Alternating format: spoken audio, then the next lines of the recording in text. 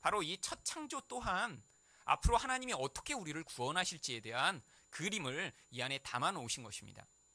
이전에 이렇게 성경에 대한 깊은 이해가 없을 때는요, 구약 성경을 보면서 이 성경 가운데 있는 이 복음의 메시지를 잘 찾아내질 못했어요. 그런데 이제 학자들과 목사님들이 성경을 더 깊이 연구하고 보면서 이 구약 성경에 나온 이 모든 것들이 이제 예수 그리스도를 통해서 하나님 백성을 어떻게 구하실지에 대한 이런 그림을 이 안에 담아 놓으신 것이구나. 그래서 이 구약 안에서도 우리가 복음을 설교해야 하고 그리스도 중심적으로 설교해야 한다는 그런 운동이 미국에서부터 수십 년 전부터 이제 불어오기 시작했습니다. 저 또한 그런 말씀을 영향을 받고요. 그래서 이 창세기에 저희가 이 궁창이 창조되었지만 이 안에 담겨 있는 이런 복음의 비밀을 여러분과 함께 나누고자 하는 것입니다. 이 두 번째 창조에는 다른 창조와는 조금 다른 면이 나타나 있습니다.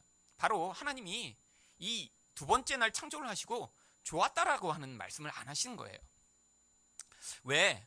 이렇게 하나님이 딴 날은 다 창조하시고 보시기에 좋았더라라고 말씀을 하셨는데 왜 둘째 날만 그런 말씀을 안 하셨을까요?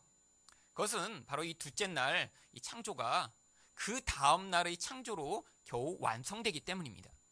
무슨 말이냐면 둘째 날은 원래 물이 가득 차 있는 그곳에 하나님이 물과 물을 나누셔서 궁창을 만드셨는데 거기서가 끝이 아니라 셋째 날 그렇게 또 나누어진 이 땅 지구를 덮고 있는 아래쪽 물이 또 나누어지면서 거기서 이제 땅이 드러나게 되는 그것까지 창조가 돼야 이제 하나님이 계획하신 그 계획의 일단락이 완성되기 때문에 이제 셋째 날에 하나님이 보시기에 좋았더라라고 말씀을 하시는 것입니다.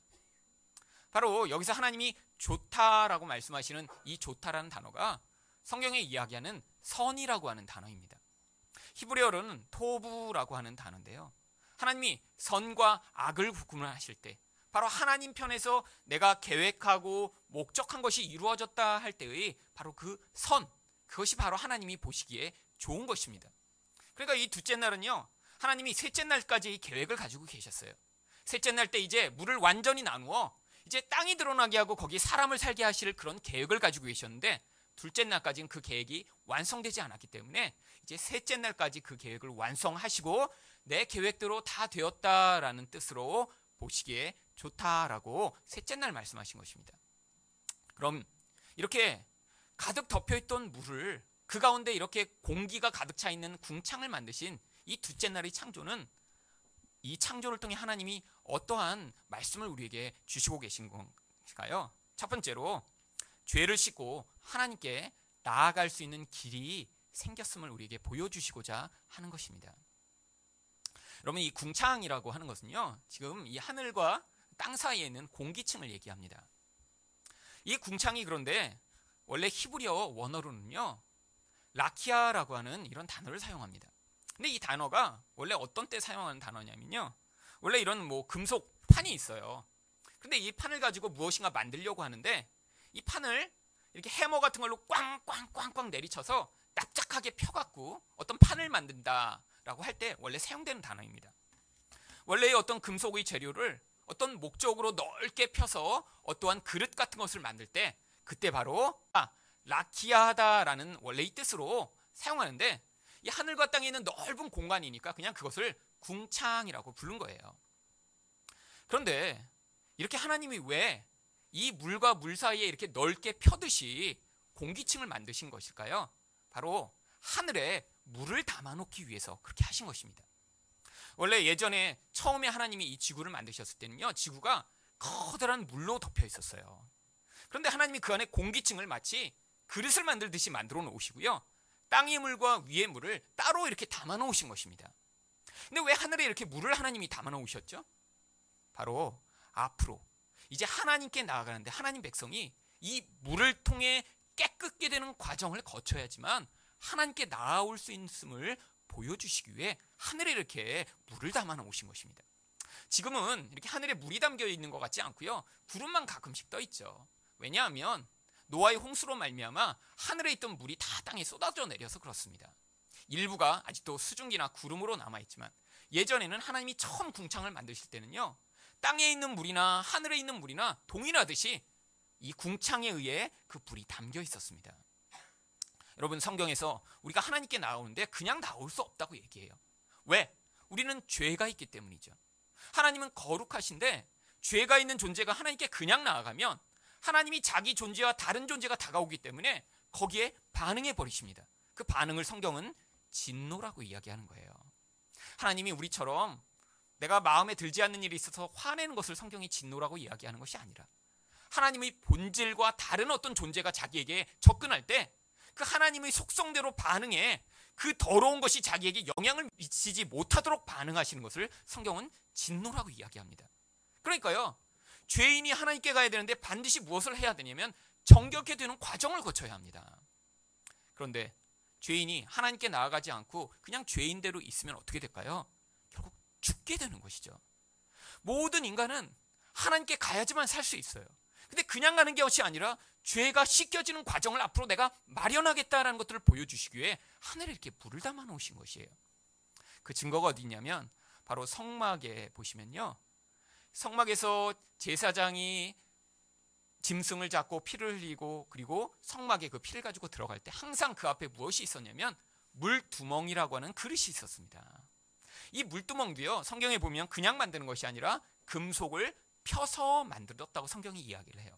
여기서 금속을 펴서 만들다 할 때 이 펴서라는 단어가 여기 나오는 똑같은 단어 라키아라고 하는 단어가 거기 사용됩니다. 결국 물두멍도요, 거기 물을 담아놓은 이유가 하나님의 백성들이 이제 하나님께 나와야 하는데 이제 그 물을 통해서 이렇게 궁창을 펴놓으셨듯이 하나님이 물두멍 또한 편 곳에 물을 담아 씻음의 과정을 통해 하나님 백성이 정결케 됨을 보여주시기 위해 물두멍을 만들어 놓으신 것이죠. 성전에는요, 그 물두멍이 이제 물두멍으로 되지 않았습니다. 왜? 너무 작으니까요. 성전에도 이렇게 정결케 되어야지만 하나님께 갈 수 있었거든요. 성전에는 그래서 무엇을 만들었냐면 물을 많이 담아놓은 바다라고 하는 그릇을 만들었습니다. 이 바다는요, 아주 큰 그릇이에요. 그래서 이렇게 작은 그릇이 아니라 너무 크기 때문에 그 바다라는 그릇을 받치기 위해서 12마리의 소를 밑에다 조각을 해놓고요, 그 커다란 물을 담아 거기에 물이 얼마나 많이 담겼는지를 보여주기 위해 그 이름을 그냥 바다라고 불렀어요. 그런데 이 바다도 하나님이 만들 때 어떻게 만들라고 하셨냐면 놋을 펴서 만들어라. 성경이 이 피다라고 하는 단어가 바로 궁창이라고 하는 단어에 사용된 바로 그 라키아라는 단어입니다. 결국 제사장들이 성전에서 자기 죄를 씻고 더러운 것들을 씻은 다음에 하나님 앞에 분향을 드리고 제사를 드리기 위해 나아갈 때 바로 이 바다에서 씻은 듯이 이제 하나님의 백성들이 이렇게 하나님을 만나게 될 그날이 올 텐데 무엇으로 씻는다? 물로 정결케 되어 하나님께 나올 수 있음을 성경이 이야기하는 것이죠. 그런데 이제 이렇게 물로 씻어 도대체 무엇을 우리가 씻김을 받는 것일까요? 에스겔 36장 25절에 보면 이런 구절이 있습니다. 맑은 물을 너희에게 뿌려서 너희로 정결하게 하되. 이제 앞으로 하나님이 우리를 물로 깨끗이 씻어 주신대요. 그래서 깨끗하게 돼서 우리가 하나님을 만날 수 있게 해주신대요. 그런데 그 무엇에서 우리를 씻기신다고 에스겔에 이야기하냐면 너희 모든 더러운 것과 모든 우상 숭배에서 너희를 정결하게 할 것이다. 이렇게 하나님 말씀하고 계세요. 우리 더러움이 그 더러움 가운데 가장 중요한 게 무엇이냐면 바로 우상 숭배라고 하는 거예요. 우상 숭배는 무엇이죠? 세상에서 내가 원하는 욕망이 있습니다. 세상에 내가 바라는 것이 있어요. 근데 내 힘만으로 그걸 얻을 수 없어요. 그래서 하나님의 힘을 동원해 내가 원하는 그것을 이루고자 하는 인간의 가장 중심적 하나님에 대한 죄악된 태도를 이야기하는 것입니다. 결국 이 우상 숭배로 말미암아 하나님과의 관계가 다 틀어져 버리는 거예요. 그런데 하나님이 물로 씻어 우리 안에 있는 이 욕망의 근원인 우상 숭배의 근원을 깨끗하게 씻어 주시겠다고 약속하신 것입니다. 그런데 이것이 어떻게 이루어졌죠? 예수님의 오심으로 말미암아 이루어졌습니다. 여러분, 예수님이 첫 번째로 행하신 기적이 무엇이냐면 가나라는 동네에 가셔서 이제 혼인 잔치가 있는데 물을 포도주로 바꾸신 일이에요. 여러분, 이 물로 포도주를 바꾸는 거는 또 놀라운 기적은 아닙니다. 그렇잖아요. 아니, 예수님이 이렇게 세상에 오셔서 첫 번째 기적을 행하시는데 뭐 죽은 자를 한 100명쯤 한꺼번에 벌떡벌떡 일으키셔야 이게 놀라운 기적이죠. 그런데 이런 사소한 것 같은 이 기적을 왜 맨 처음 행하셨냐면 바로 예수님이 이제 어떻게 하나님 백성을 깨끗게 하셔서 그들을 즐거움을 회복시키실 것인가를 보여주시기 위해 일부러 물을 포도주로 바꾸신 것입니다. 그 물을 성경이 뭐라고 얘기하냐면 요한복음 2장 6절에 보니까 거기에 유대인의 정결 예식을 따라 두세 통 드는 돌 항아리 6이 놓였는지라. 여러분, 유대인들은요 이 하나님의 율법의 말씀을 잘 배웠어요. 모든 것 세상에 있는 건 더럽구나. 그러니까 심지어는 내가 음식을 먹을 때조차 내가 깨끗하게 씻어야 되겠구나. 그래서요 집집마다도 항아리를 갖다 놓고요 그 물이 귀한 곳에서 음식을 먹을 때 손을 깨끗이 씻고요, 발을 씻고요, 입을 씻고요, 이렇게 온몸을 씻은 다음에야 음식을 먹었어요. 왜죠? 이 음식조차 거룩한 내가 잘못된 걸 먹어서 더러워질까 봐. 그래서 집집마다 6통이나 이 그런 결례를 위한, 정결 예식을 위한 물통이 있었던 것입니다. 그런데 성경이 뭐라고 하죠? 그 통이 다 비었어요. 무엇을 보여주냐면요, 이렇게 이 땅의 물로는요 우리를 진짜 깨끗하게 할 수 없음을 이야기하는 것입니다. 그런데 거기에 무엇이 채워지죠? 물이 채워졌는데요, 그 물이 포도주로 변합니다. 그런데 왜 6통이 있었냐면 이제 7이라고 하는 완전한 채워짐이 언젠간 나타날 것인데 이 땅에서는 임시적으로 6개의 통이 채워지는 것 같은 그런 변화만이 존재함을 이야기하는 것이죠. 예수님이 바로 포도주인과 똑같은 예수님이 피로 하나님 백성들을 깨끗게 하실 것임을 미리 한번 예표로 보여주신 것입니다. 포도주는 성경에서 예수님이 흘릴 보혈의 피를 상징합니다. 그래서 예수님이 십자가에 달리시기 전에요 제자들과 떡과 포도주를 나누시면서 이 포도주가 내 피다, 이것을 먹어야 너희가 산다 라고 제자들에게 포도주를 주시고 우리가 아직도 그 성찬 예식을 기념하는 것입니다. 예수님이 오셔서요 바로 그 피로 우리를 깨끗게 하시는 거예요. 그런데 그 완전한 정결케 하는 일, 마지막 7번째 항아리가 채워지듯 거기에서 우리의 완전한 정결함이 언제 일어나냐면 바로 하늘나라 혼인잔치에서 그 마지막 예식이 남아있는 것입니다. 그래서 이 땅에는 6개의 그 물통만이 채워졌는데 마지막 7번째 항아리가 채워지는 그 하늘나라에서 이제 이 땅에서는 우리가 연약하고요, 죄도 짓고요, 그래서 무너지기도 하고 그 죄로 말미암는 고통도 겪지만 그곳은 완전하게 모든 죄가 사라지고 하나님의 놀라운 은혜와 복 가운데 들어가게 될 것들을 미리 보여주신 것이죠. 여러분, 이렇게 예수님의 피로 씻김을 받아 예수님께 나아가고 하나님의 은혜를 얻을 수 있다는 건요 놀라운 복입니다. 제가 지난 금요일 날 이제 병원에 아파 누워있는 한 자매를 신방을 하러 갔습니다. 그런데 암 말기예요. 어려서 교회를 다녔지만 인생에서 어려운 일들이 있고 그러면서 마음이 점점 강팍해지면서 하나님도 없어, 난 하나님 같은 거 믿지 않아, 내 인생에서 벌어진 이런 나쁜 일들이 신이 있다면 어떻게 이런 일이 벌어져? 그러면서 마음을 다 닫아버린 것이죠. 그 자매가 어떤 두려움이 있냐면 어떤 두려움인 줄 아세요? 내가 여태까지 몇십 년 동안 하나님을 부인했는데 교회도 나가지 않았는데 하나님 없다고 했는데 심지어는 하나님을 원망했는데 내가 지금 와서 이렇게 아프다고 하나님을 찾으면 하나님 나를 도와주실까?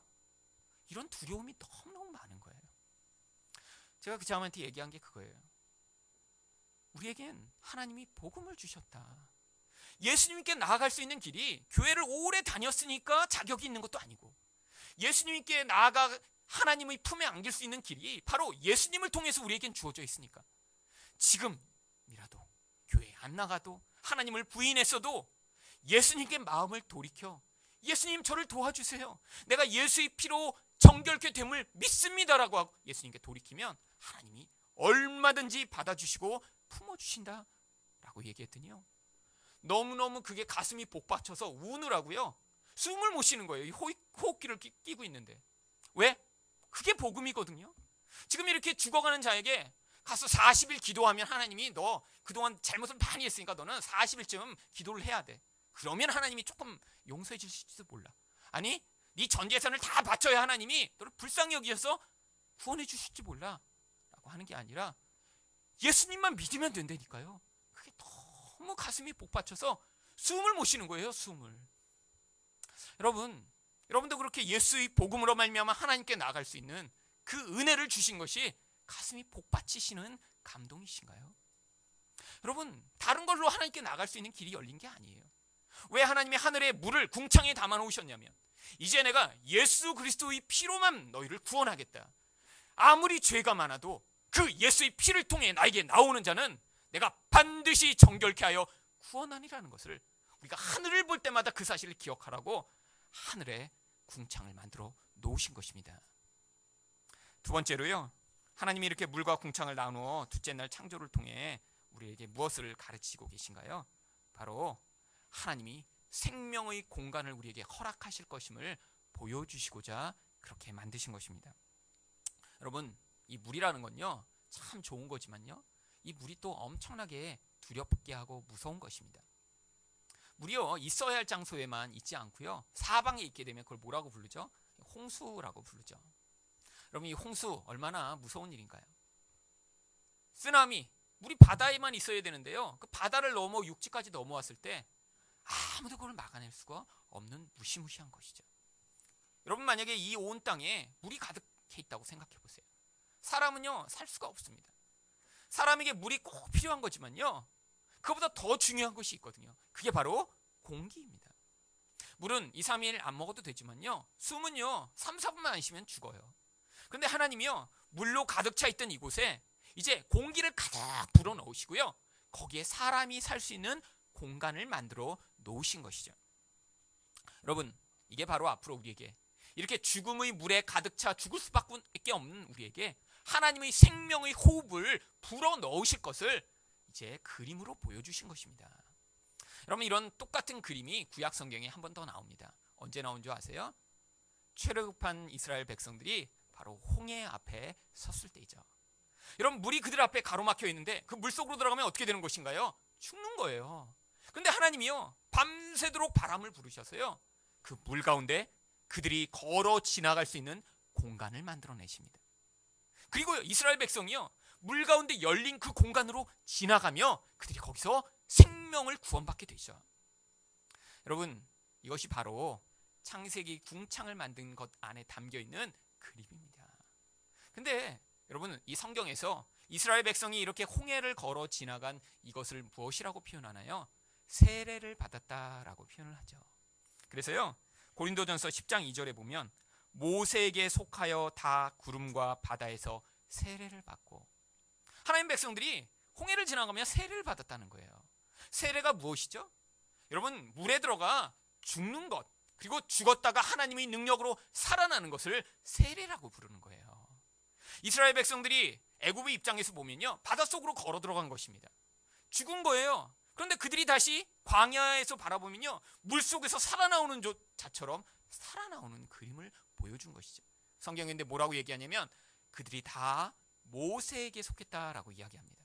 무슨 얘기냐면 이 모세는요 예수 그리스도를 예표하는 자예요.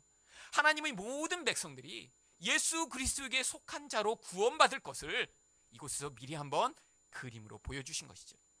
여러분, 세례는 이렇게 우리 육이 죽고 영이 살아나는 하나님의 놀라운 생명의 그림을 우리가 세례를 받으며 기억하라고 우리에게 주신 거예요. 세례 요한이 왔을 때 사람들에게 세례를 베풀었습니다. 근데 이 세례를 성경이 뭐라고 부르냐면 회개의 세례라고 부릅니다. 무슨 얘기냐면 이 세례는요 죄를 지은 자만 받을 수 있는 세례예요. 회개의 세례라고 이야기한 것은요 세례를 받으면 이 사람이 회개를 했다라는 것을 증명받기 때문에 회개의 세례라고 부른 것입니다. 그런데 누구만 세례를 받았냐면 그래서 내가 죄인입니다 라고 고백하는 자만 세례를 받을 수 있었어요. 왜? 세례를 받고 나면요 내가 죄인입니다 했으니까 이제 회개가 됐습니다 라고 인정받는 거니까요. 그래서 누구만 세례를 받았냐면 창기, 세리, 군인, 삶 자체가 지저분하고 더러운 사람들만 세례를 받았어요. 군인들도요 당시의 군인들은요 거의 불량배와 동일한 수준이었습니다. 군대에서 월급을 많이 안 주니까요 칼을 가지고 창을 가지니까요 지나가다 자기 원하는 거 있으면 다 뺏어 가져가 버리는 거예요. 그러니까 사람들이요 군인들을 너무너무 미워하고 싫어했어요. 근데 자기들도 어쩔 수 없어요. 조금밖에 월급이 안 주어지고 너무 힘드니까 그 힘을 가지고 남의 것을 빼앗는 자죠. 세리요 당연하게 죄인으로 스스로도 여겼고요. 돈을 위해 자기 영혼을 팔아버리는 자들이 바로 세리와 창기였으니까요. 그런데 그들은요 자기가 죄인임을 스스로 인정하니까 죄에서 구원받을 수 있는 길이 열렸다 하는 그 소식을 듣자 광야까지 다 몰려온 것입니다. 그래서 세례를 받고 감사합니다. 나를 이렇게 회개의 증표로 세례를 주시니 이제 내가 살 수 있네요. 그러고 그들이 살아난 것이죠. 근데 누구는 세례를 안 받았죠? 바리새인과 서기관들은 세례를 안 받았어요. 나는 율법을 잘 지키니까 나는 죄인이 아니야 라고 얘기하니까 세례를 받지 않은 것입니다. 그런데 예수님이 이 땅에 오셔서 맨 처음 공생애를 시작하기 전에 하신 일이 바로 세례 요한한테 가셔서 세례를 받으신 일이에요. 세례 요한은 세례를 안 주려고 그랬습니다. 왜죠? 세례를 받는다는 건 예수님이 죄인의 자리에 서시는 거니까요. 그런데 예수님이 기어코 세례를 받으시죠. 성경이 그것에 대해 뭐라고 이야기합니까? 마태복음 3장 16절에 예수께서 세례를 받으시고 곧 물에서 올라오실새 하늘이 열리고 하나님의 성령이 비둘기같이 내려 자기 위에 임하심을 보시더니, 예수님이요 물속에 들어가신 것은요 우리를 대표하여 예수님이 물에 들어가 죽으셨음을 보여주는 거예요. 근데 예수님이 물에 올라오시니까요 바로 성경이 얘기하는 숨, 바람, 공기라고 또 번역되는 하늘의 성령이 예수님에게 내려와 물에서 죽었던 그의 영혼을 살리시는 그림으로 여기에 이렇게 성령이 비둘기같이 내려오신 것입니다. 여러분, 근데 이것은요 앞으로 일어날 십자가의 사건을 또 모형적으로 하나님 백성들에게 그림으로 보여준 거예요. 원래 예수님은 우리를 대신하여 십자가에 자기가 모든 죄를 가지고 와서 죽으셨어요. 그런데 거기에서 하나님의 성령이 내려 예수님을 살려내십니다. 우리가 어떻게 사냐고요? 마치 예수 그리스도가 죽고 사신 것처럼 그와 연합되었을 때, 나는 실제로 죽지 않아요. 근데 내가 예수님을 믿을 때 내 영이 예수님과 연합돼 내 죄가 죽어야 할 자리에서 예수님이 죽으신 그 의가 나에게 전가되고요. 그리고 내게 하나님이 그 생명의 호흡을 성령으로 불어넣으셔서 우리를 살려내시는 것입니다. 하나님이 이렇게 물로 가득 차 있던 이 세상에 궁창을 내셔서 공기를 채워 넣으신 것은요 앞으로 이렇게 내가 예수 그리스도로 말미암아 너희를 살려내고 너희에게 생명의 숨을 불어넣겠다라는 것을 미리 그림으로 보여주신 거예요. 여러분이 그래서요 하늘을 보시고 숨을 쉬실 때마다 하나님이 나 대신에 예수님을 죽이시고 그분으로 말미암아 나에게 성령을 주셨구나라는 것을 여러분이 깨닫으시라고 하나님이 이 자연 안에도 이렇게 예수 그리스도의 복음의 그림을 담아 놓으신 것입니다. 마지막으로 물과 궁창이 나뉘는 것은 무엇을 우리에게 가르치나요? 죄악된 자들이 심판을 당할 것을 보여주는 것입니다. 여러분, 물은요 이중적인 의미가 있습니다. 물이요 이 광야에 살아가는 자들에게는요 생명이고 은혜죠. 그래서 성경에서는 이 생수인 물을 하나님이 주실 축복, 하나님이 주실 생명을 비유하는 것으로 자주자주 사용합니다. 그런데 물이요 또 엄청난 공포와 두려움의 대상이죠. 특별히 바다 같은 데서는요 이 물이 요동하기 시작하면요 사람이 그것들을 감당해낼 수가 없는 거예요. 그래서 이런 두려움에 사로잡힌 사람들이, 특히 바다 선원들은요 많은 미신들을 믿고 있습니다. 왜죠? 바다는 인간이 어떻게 할 수가 없으니까요. 이 땅에 살고 있으면요 내가 어느 정도 예측을 할 수가 있어요. 내 힘으로 추위가 오면 막아도 보고 바람이 불면 집도 세워보고 어떻게 막아보겠는데 바다에서는 그게 불가능하거든요. 그러니까요 하나님이요 인간을 심판하시고 벌하시는 도구로 물을 사용하셨던 것입니다.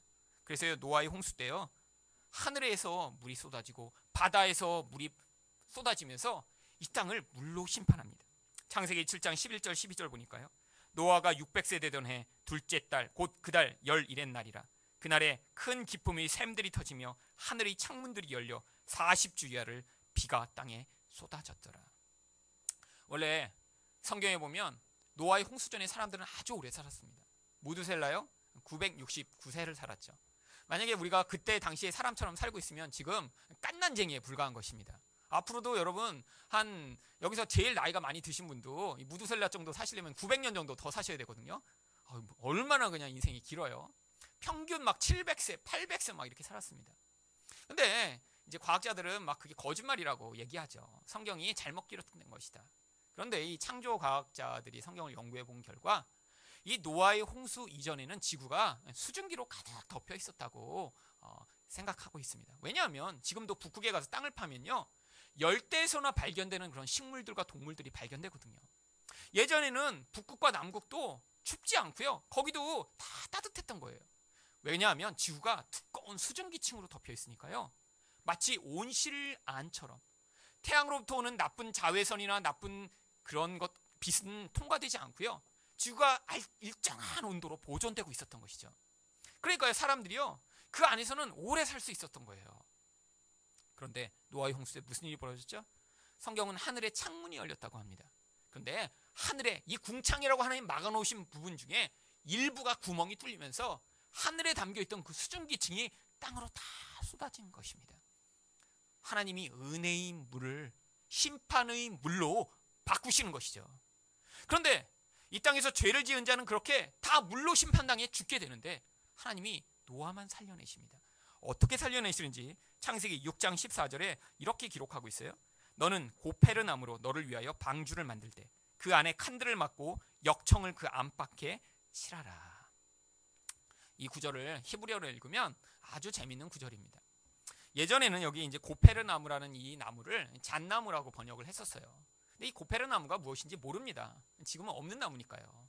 그래서 이제 한글 개역 개정으로 바꾸면서는요, 이 원어 그대로 그냥 고페르 나무라고 번역을 했죠. 근데 이것이 원래 더 맞는 번역입니다. 왜냐하면 히브리어로 이 본문을 읽으면 이 본문 안에 고페르라고 하는 단어가 3번이나 반복되기 때문이에요. 일부러 이 나무를 택한 것은요, 이 나무가 뭐 튼튼하고 좋고 막 이런 것이 아니라 여기서 무엇인가 우리에게 말씀하고자 하는 힌트를 보여주기 위해 이 나무를 택해서 이 이름을 이렇게 기록한 것입니다. 여기에 나와 있는 역청이라고 하는 단어도요, 코페르라고 읽는 단어고요. 바르다라고 하는 이 바르다라는 것도요, 원래 카파르, 코페르 이렇게 읽는 똑같은 음을 가진 단어입니다. 여기 한 본문을 읽으면 왜 코페르, 코페르, 코페르라고 읽도록 만들어 놓으셨냐면 어떻게 하나님 백성이 구원받는지를 그 그림 안에 보여주시기 위해서죠. 여기에 역청을 바르다 할 때 이 바르다라고 하는 이 코페르라고 하는 단어가 죄가 있으면 덮어버리다, 원래 이렇게 사용되는 단어입니다. 그래서 이 단어로 사용된 똑같은 의미의 단어가 성경에 속죄하다라는 단어로 나중에 사용되고 있죠. 속죄가 어떻게 이루어지냐고요? 죄가 닦여져 없어지는 게 아니라 죄가 있는데 그 죄를 그것을 넉넉히 덮어버릴 수 있는 하나님의 은혜의 피로 덮어버리는 것이 속죄입니다.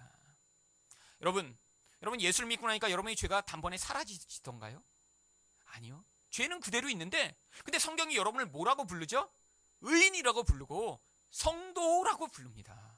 아니 어떻게 나는 여전히 죄를 짓고 나는 여전히 분노하고 여전히 하나님 뜻대로 살지 못하는데 우리를 향해 의인이라고 부르고 성도라고 부르는 것이죠? 바로 죄가 있는데요, 예수의 피가 우리를 덮어버려 하나님이 우리 죄는 보시지 않고 바로 그 위에 덮인 예수의 피를 보시며 너가 의롭다라고 인정해 주시기 때문입니다. 이렇게 심판이 우리에게 임할 때 우리가 어떻게 살아날 수 있죠? 여러분, 이제는 하나님은 물로 세상을 심판하시지 않고요, 불로 심판하신대요. 여러분, 더 무섭지 않겠어요? 물은요, 물에 이렇게 빠져 죽죠. 불로 타 죽으면 얼마나 고통스럽고 힘들어요. 그런데 그 심판에도 살아남을 수 있는 유일한 길이 있습니다. 여러분이 이 땅에서 뭔가 좋은 일에서 살아남는 게 아니에요. 교회에 충성을 했기 때문에 살아남는 게 아니에요. 여러분이 예수를 믿어 그 예수의 피로 온전히 덮임을 받는 자가 될 때, 마치 방주에 들어간 자들이 역청으로 칠해진 그 방주 안에 있었더니 살아남은 것처럼 심판이 온 세상에 임할 때요, 예수 안에 피하는 자들만이 살아남게 되는 것입니다. 여러분, 그런데 우리 인생에서 의문이 있어요. 성경은요, 하나님 백성도 심판을 받는다고 얘기하거든요. 아니, 예수만 믿으면 살아남다며 왜 내가 심판을 받아야지? 여러분, 예수 안에 피했는데 무슨 일이 있으면 심판을 받냐면요, 이렇게 피했는데 이렇게 삐져나온 부분이 있어요. 내가 뭔가를 이렇게 다 덮어야 되는데 이 부분이 안 들어가, 이 안에. 그럼 어떻게 되겠어요? 밖에서 불이 확 오면 이 부분이 태워질 거 아니에요.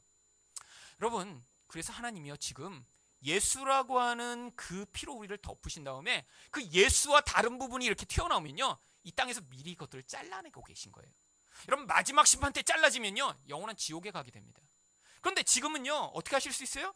그 부분을 인생이라고 하는 이런 자리에 넣어두시고요, 예수와 다른 부분들을 자꾸 하나님이 쳐내고 계신 거예요.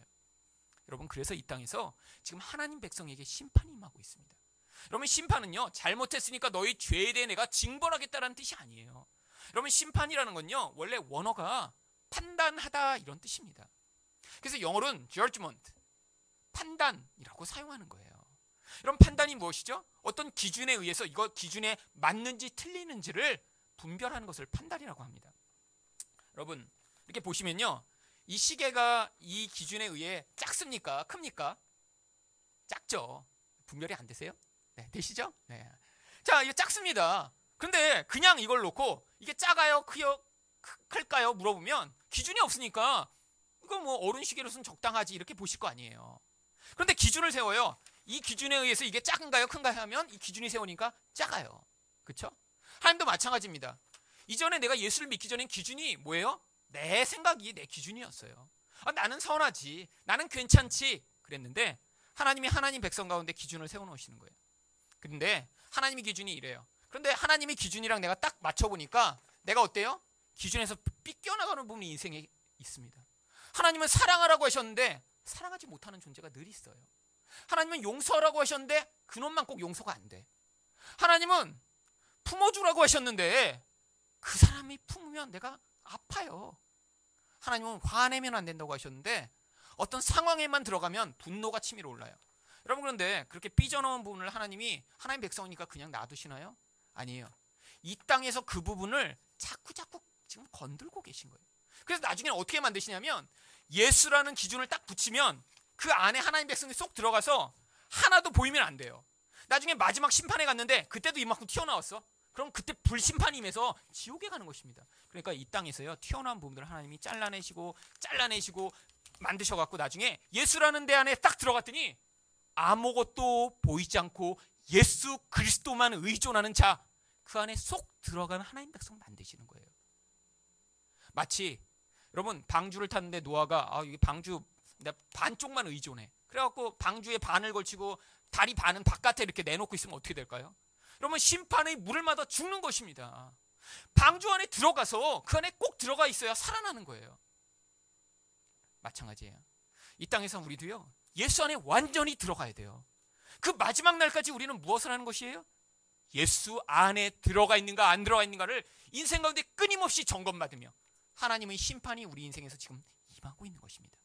아니, 그럼 저 믿지 않는 저 사람, 아니 저 미운 짓 하는 저 사람은요, 그 사람은 하나님이 하나님 계획대로 심판하실 거예요.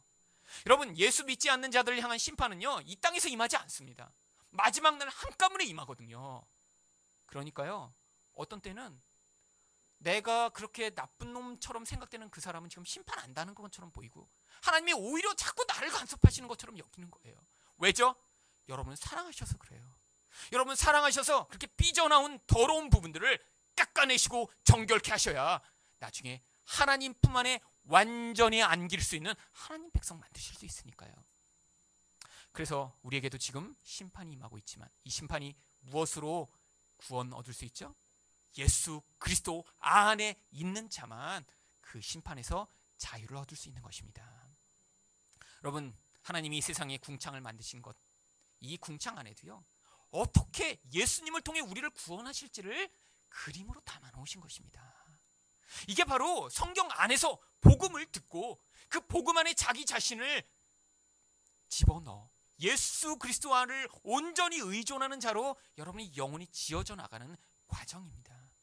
여러분이 그렇게 예수만 의존하여 그 예수 안에 거하는 자로 인생을 살아가시게 될 때 하나님의 놀라운 은혜와 긍휼과 축복을 경험하시며 이 땅 가운데 예수 안에 들어가지 않는 불의하고 더러운 부분들이 하나님이 심판으로 말미암아 깨끗하게 돼서 나중에 하나님 품 안에 안기실 때 그 놀라운 은혜와 축복을 경험하는 하나님 백성이 되실 줄 예수 그리스도 이름으로 축원드립니다.